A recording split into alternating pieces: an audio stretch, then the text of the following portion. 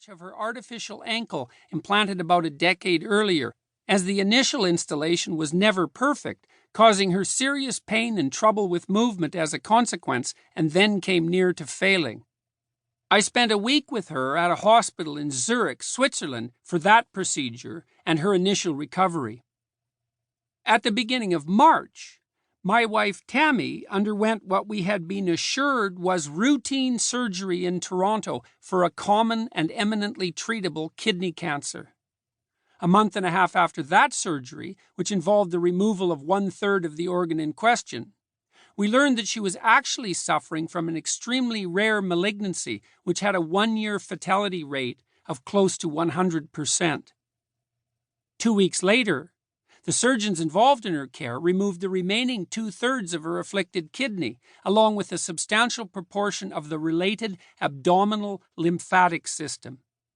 The surgery appeared to bring the progression of the cancer to a halt, but produced leakage of fluid up to 4 liters or 1 gallon a day from her now damaged lymphatic system, a condition known as anxieties, which rivaled the original condition in danger and which persisted for several months.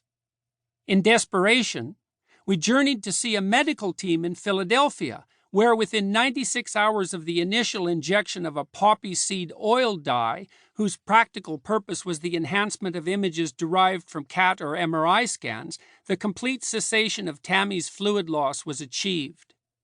This breakthrough occurred on the very day of our 30th wedding anniversary. She recovered rapidly and to all appearances completely, a testament to the luck without which none of us can live and to her own admirable strength and resistance.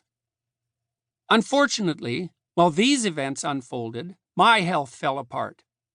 I had begun to take an anti-anxiety agent at the beginning of 2017 after suffering from what appeared to be an autoimmune reaction to something I had consumed during the Christmas holiday period of 2016. This food reaction made me acutely and continually anxious, as well as freezing cold, no matter what clothes I was wearing or how many blankets I layered upon myself. Further, it lowered my blood pressure so dramatically that whenever I tried to stand, I would gray out and be forced into a crouch 6 or more times before trying again.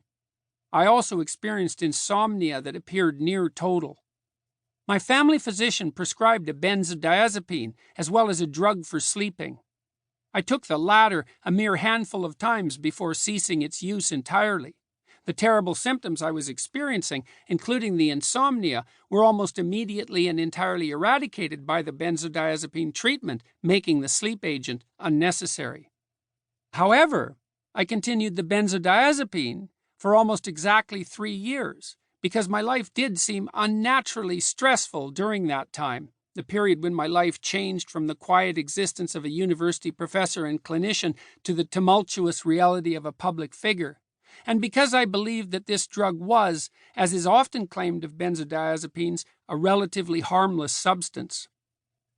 Things changed, however, in March 2019 at the onset of my wife's medical battle. My anxiety had spiked noticeably after Michaela's aforementioned hospitalization, surgery, and recovery. In consequence, I asked my family physician to increase my dose of benzodiazepine so that I would not be preoccupied by, nor preoccupy others with my anxiety. Unfortunately, I experienced a marked increase in negative emotion following the adjustment. By this time, we were attempting to deal with the second of Tammy's surgeries and its complications, and I attributed my even more severe anxiety to that problem. I asked to have the dosage raised yet again, but my anxiety increased even further. I attributed all of this not to a paradoxical reaction to the medication, which it was later diagnosed as, but to the recurrence of a tendency towards depression that had plagued me for years. In any case, I ceased using the benzodiazepine entirely in May of that year, trying 2 doses of ketamine within a week, as suggested by a psychiatrist with whom I consulted.